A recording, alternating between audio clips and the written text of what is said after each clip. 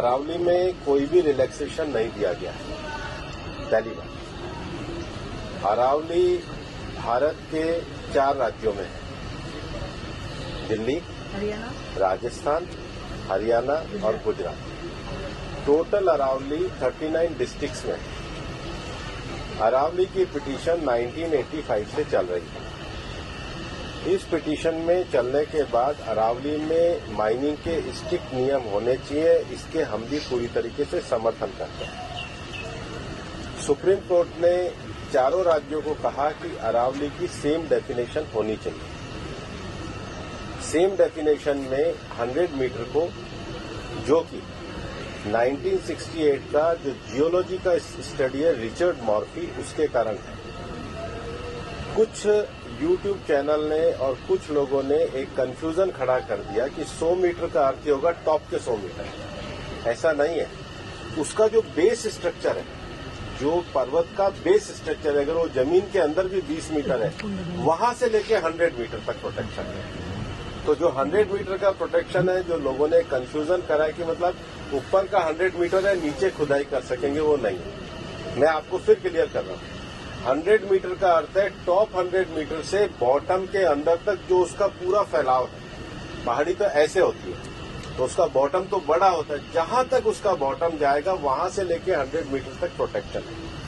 और अगर एक पहाड़ी और दूसरी पहाड़ी के बीच में 500 मीटर का गैप है, तो वो जमीन भी अरावली रेंज मानी जाएगी। इस डेफिनेशन के आने के बाद 90% से ज्यादा एरिया प्रोटेक्टेड एरिया में आ गया। 90% से ज्यादा। मेरा ये स्टेटमेंट लिख लीजिए, टोटल अरावली का एरिया 1,47,000 स्क्वायर किलोमीटर है। इसके बाद केवल अभी की जो मेरे पास 39 डिस्ट्रिक्ट है, केवल 217 किलोमीटर, मतलब 2% में ही माइनिंग हो सकती है, और वो भी हर तरीके से नहीं हो सकती। उसके लिए भी सुप्रीम कोर्ट ने डायरेक्शन दिया है कि आपने जैसे सारंडा और झारखंड में एक पूरा पहले माइनिंग प्लान बनाया है, वो प्लान तैयार करिए। वो प्लान तैयार करने के बाद भी ICFR जो इंस्टीट्यूशन है उसकी परमिशन होगी, उसके बाद ही परमिशन मिलेगी। दिल्ली में कोई भी माइनिंग अलाउ ही नहीं है, ना होगी। मैं फिर दोहरा रहा हूं, दिल्ली के अरावली हिल्स में माइंस पूरी तरीके से बैन है। अरावली में लगभग 20 से ज्यादा फॉरेस्ट रिजर्व प्रोटेक्टेड एरिया वो एज इट इज रहेंगे। तो reserve area, protected area, even 100 metre भी पहले क्या होता था, जो लोगों ने करा था कि टॉप को छोड़ के नीचे खुदाई करते थे, तो वो एक तरीके से उसके चारों तरफ करते थे। अब वो भी नहीं कर सकेंगे।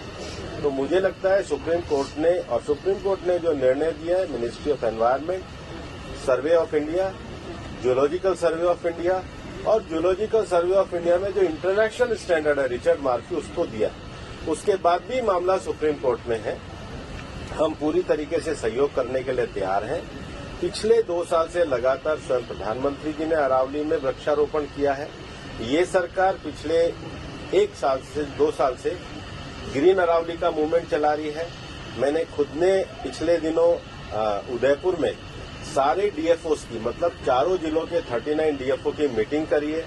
हम हर डिस्ट्रिक्ट में अरावली की नेटिव स्पीशीज का एक नर्सरी लगा रहे हैं।